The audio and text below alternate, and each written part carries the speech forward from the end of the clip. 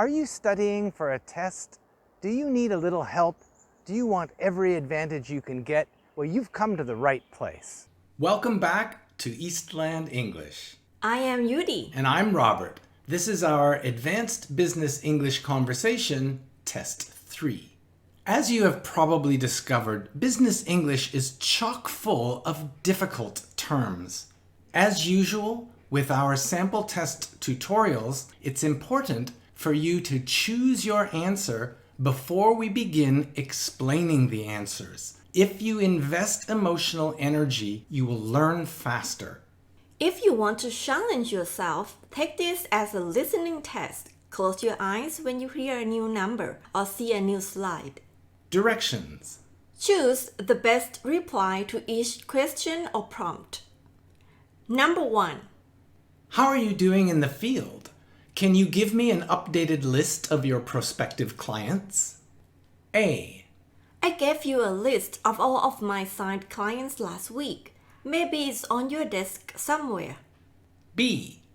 Yes, that's a very interesting perspective. I agree with your approach. C.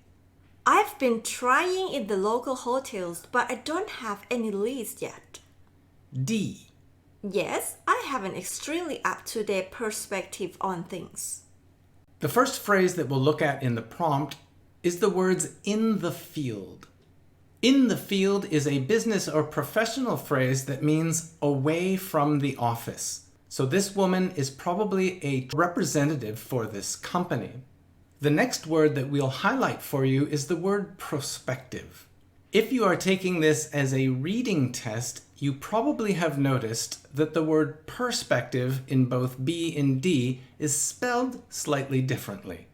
These words are spelled differently because they are different words. They mean entirely different things.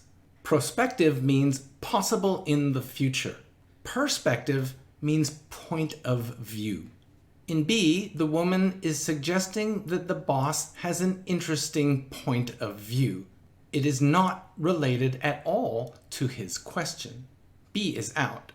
Similarly, in D, the woman is discussing her point of view and not her clients.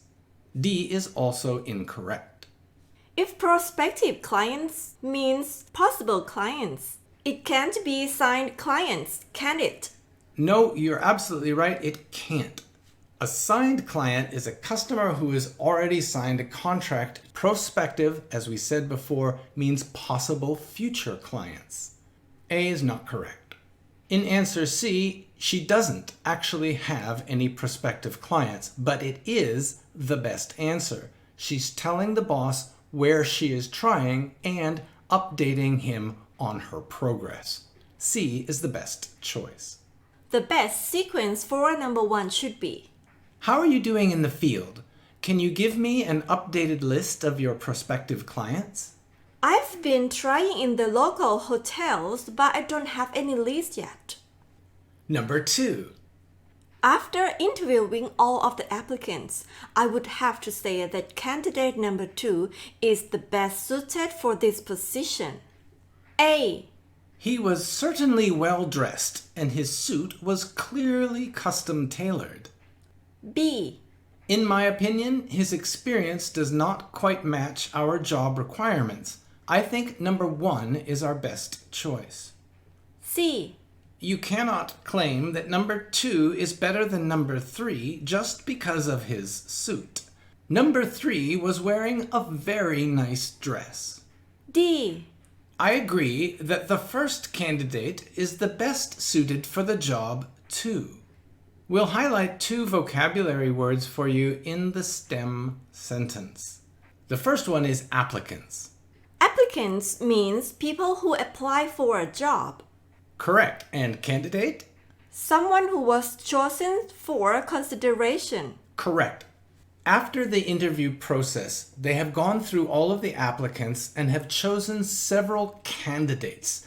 Those candidates are now being considered for the position. In the opening sentence, the woman mentions candidate number 2. Even though answer D has the sound to at the end of it, it's a different 2. This 2, of course, means also, In answer D, the man is suggesting that the first candidate, or candidate number 1, is the best suited, and that's not what the woman said. D is incorrect. Next, let's go back to the woman's statement and highlight the words best suited. Best suited means the most appropriate, or in this case, possibly the most qualified. This term is an adjective and it does not relate to the clothing at all. Both A and C have terms that relate to the person's clothing. Answer A actually has the word suit in it, but as a noun referring to clothing. A is not correct. C also has both suit and dress, which refer to clothing. The best answer is B. The man does not agree with her choice of candidate, but it is the best response to her sentence. Let's hear the dialogue for number 2. After interviewing all of the applicants, I would have to say that candidate number 2 is the best suited for this position. In my opinion, his experience does not quite match our job requirements.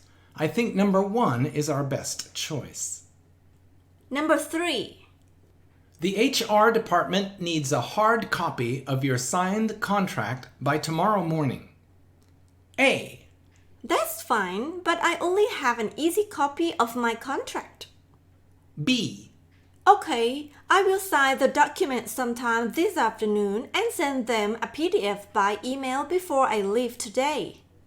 C. Thanks, I have already printed it out and signed it. I just did not know who to give it to. D. All right, I am glad to hear that.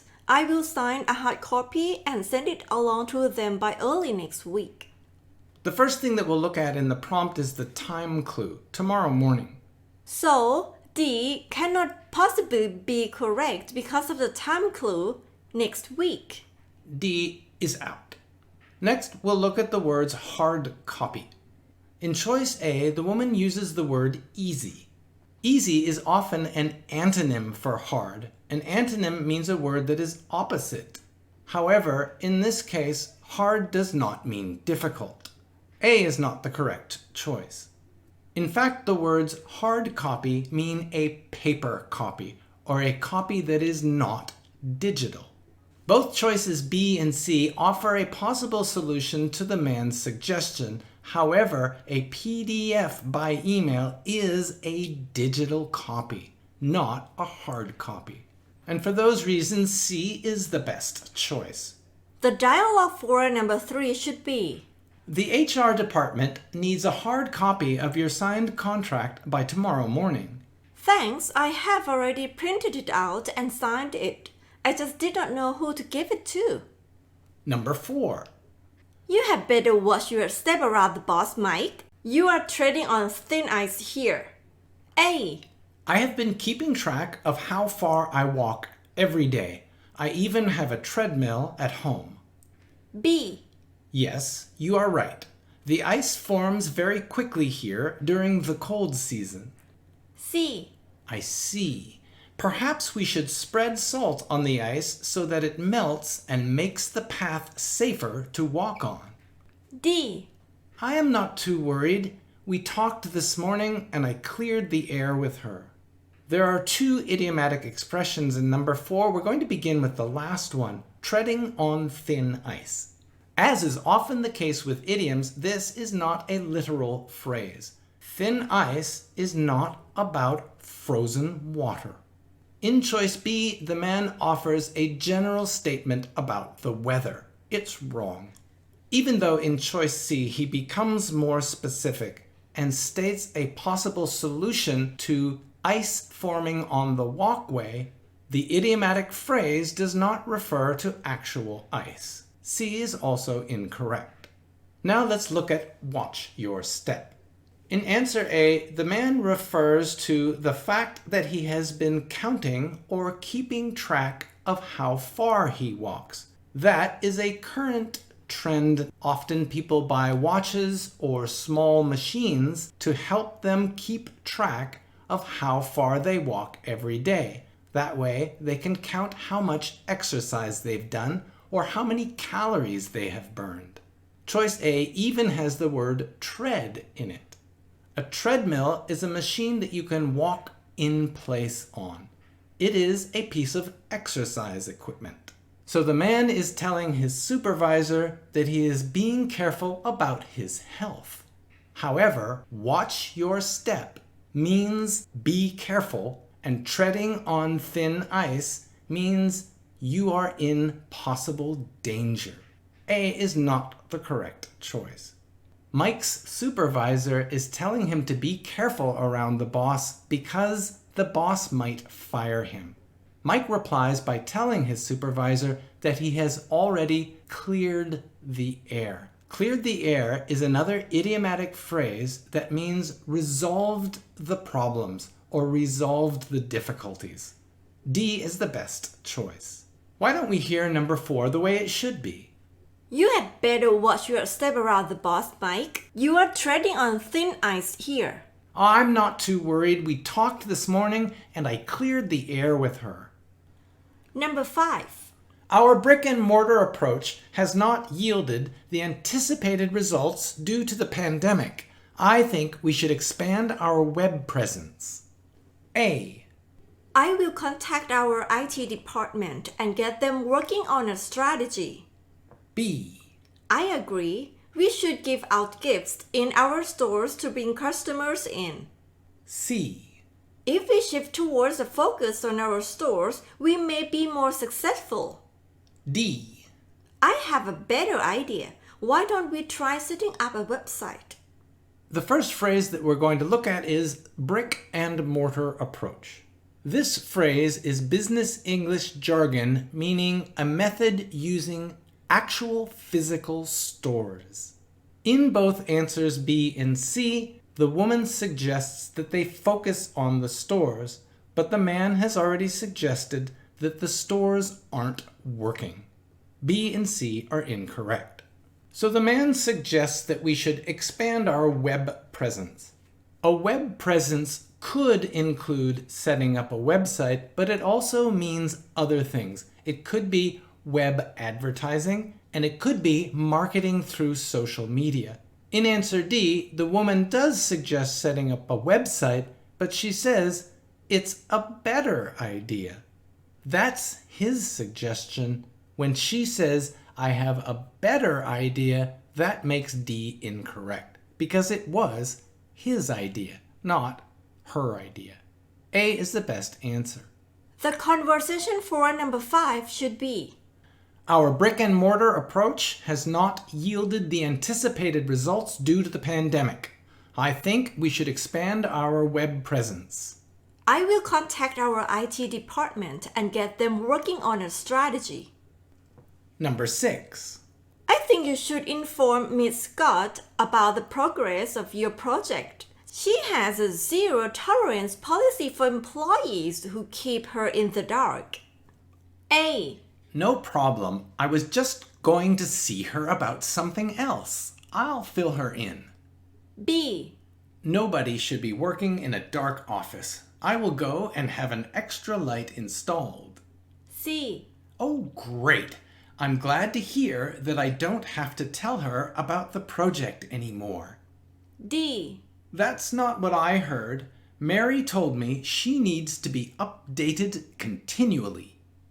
There are 2 idiomatic phrases in the second sentence of the stem. Let's look at the last one first. In the dark.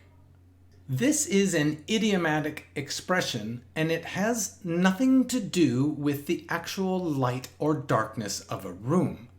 In answer B, the man suggests that he will have a physical light installed in her room to help her out. However, the idiom in the dark does not relate to the brightness or darkness of a room. B is not correct. In the dark means without specific information that she needs, or being ignorant of a specific situation for which she needs information. Next, we'll go to zero tolerance policy.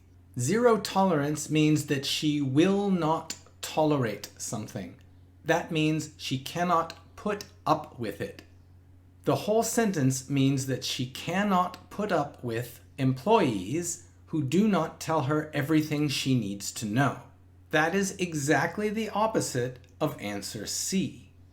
In answer C, the man incorrectly states that he doesn't have to tell her about the project. The second part of answer D does have the information in the stem sentence correct. However, the first part, he says, "That's not what I heard." Therefore, these two sentences contain contrary or opposing ideas. D is also incorrect. By process of elimination, we now know that A is the best choice. Furthermore, the final sentence in A includes another idiomatic phrase, fill her in. To fill her in or fill someone in means to provide them with information that they need. For those reasons, A is the best choice. Now let's hear the dialogue correctly. I think you should inform Miss Scott about the progress of your project. She has a zero tolerance policy for employees who keep her in the dark. No problem. I was just going to see her about something else. I'll fill her in. Number 7. Can anybody give me a clear idea of the scope of the damage to this company caused by the shutdown? A. Yes, my computer shut down yesterday. I forgot to save some personal files. B. No one knows for certain yet, but it looks like we'll be in recovery mode for a long while. C. This shutdown has been a disaster for my family. Everybody is stressed and my uncle can't find a job. D. There's a telescope for sale next door and this is being discounted because no one is buying them these days. When the man suggests he wants to find out about the scope of the damage, he's not referring to a specific physical instrument. In answer D, the woman refers to a telescope. Even though the root word is the same, a telescope is an optical instrument used for seeing things far away. However, the man is referring to an idea, and that is the range of the damage. He is not referring to a physical instrument. D is not the best choice. Next, we'll look at shutdown, the final word of the question. If you're taking this as a reading test, you may notice that it's one word and answer A includes shut down as two words. When it is closed together as one word, it is a noun. When these two words are separated, it works as a phrasal verb. Shut down in the stem question refers to the stopping of all business transactions. This is usually caused by a government order. Answer A is referring to when a computer shuts off. A is incorrect. Next, the man is asking about the damage to the company, and answer A includes the word personal. Personal files are not work-related. The man clearly asks about the damage to this company. Similarly, answer C refers to personal damage. Disaster for my family, and her uncle can't find a job. Even though both of these things are damage caused by the shutdown, they do not refer to damage to the company. B is the best choice. The woman is not clear of the extent of the damage. However, she does refer to recovery mode. Recovery mode means the way of trying to get back to where they were before the disaster or before the shutdown. Let's hear number 7. Can anybody give me a clear idea of the scope of the damage to this company caused by the shutdown? No one knows for certain yet, but it looks like we'll be in recovery mode for a long while. Number 8. Are there any contingency plans in place should we not be able to get that contract? A. Do not be worried. We will set up contingency plans after we have gotten the contract.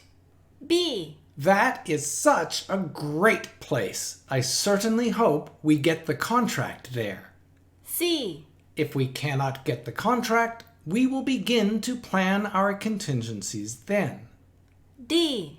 There is no need for contingency plans. I have just been informed that the contract has been secured. Let's look at the words in place first.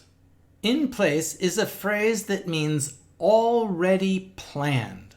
It does not refer to a physical location. In choice B, he talks about great place and contract there. Both of these terms refer to a physical location. B is out. Next, we'll look at the words contingency plans. A contingency is something that happens that is a negative thing that you have not planned on.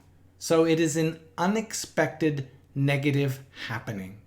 Answer C has swapped contingency plans for plan our contingencies. That literally means that they'll plan on having bad things happen to them. C is out.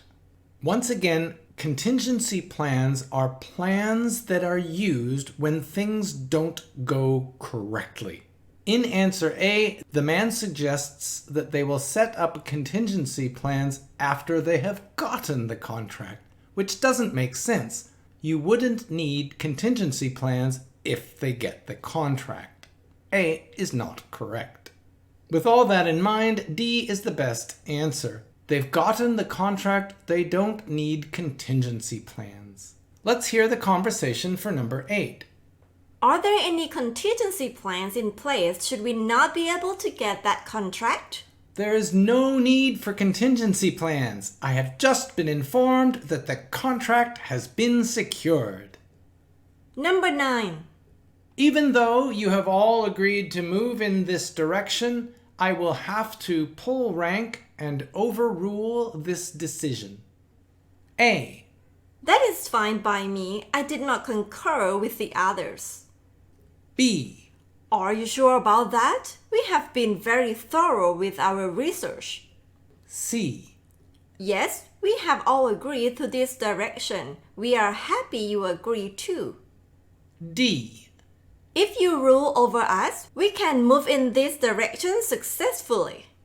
The first thing that we'll look at in the man's statement is that they have all agreed. So he's speaking to a team of people who have all agreed. In choice A, the woman suggests that she did not concur. Concur is a synonym for agree, so A cannot be correct. We have to assume that the information given to us in the STEM question or STEM prompt is correct. Choice A goes against that information. In answer C, that information is confirmed. They have all agreed. However, they then go on to suggest that the boss agrees too. Now let's go back to the STEM statement made by the boss. We're going to look at the terms pull rank and overrule. Pull rank is military jargon or business English jargon for exercising their power of position. If that person has a higher position than others, they can use their power to do something. Overrule does not mean to agree. It means to reject the decision. C is out.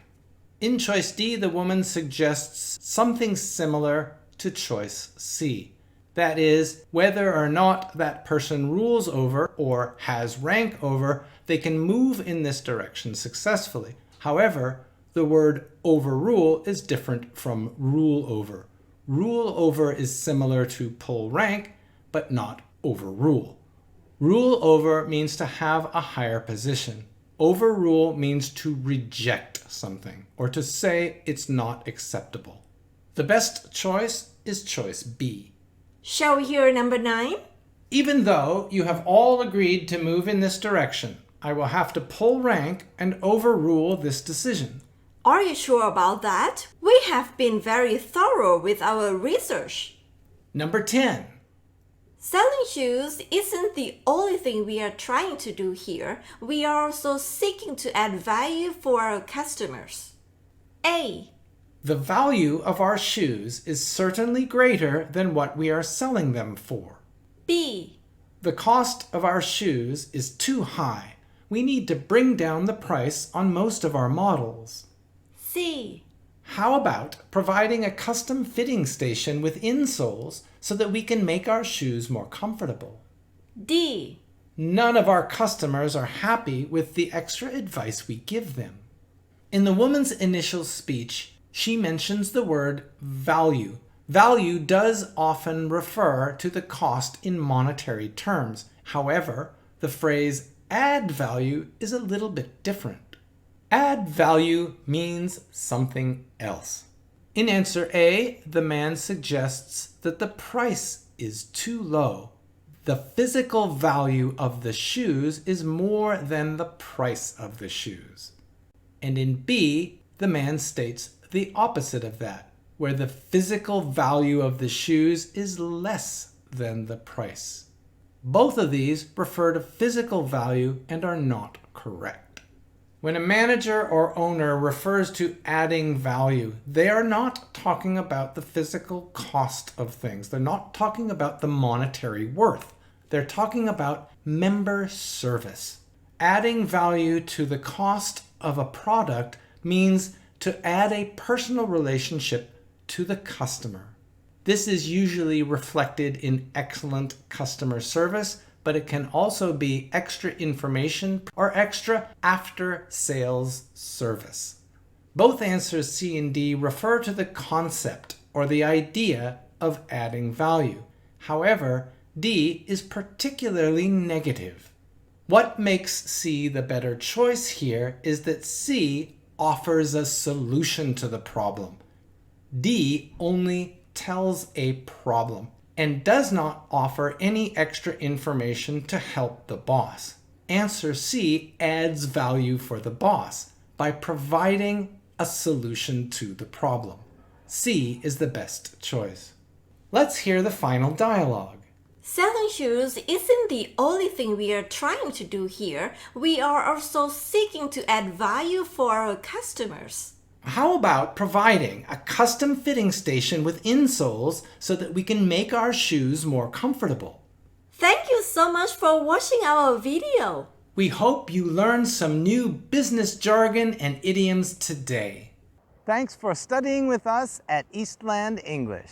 We hope you learned something new today. Don't forget to like, comment, and subscribe to our channel. See you next time. See you. Bye-bye. Bye-bye. Also, remember to click the notifications button so that you will be notified every time we make a new video.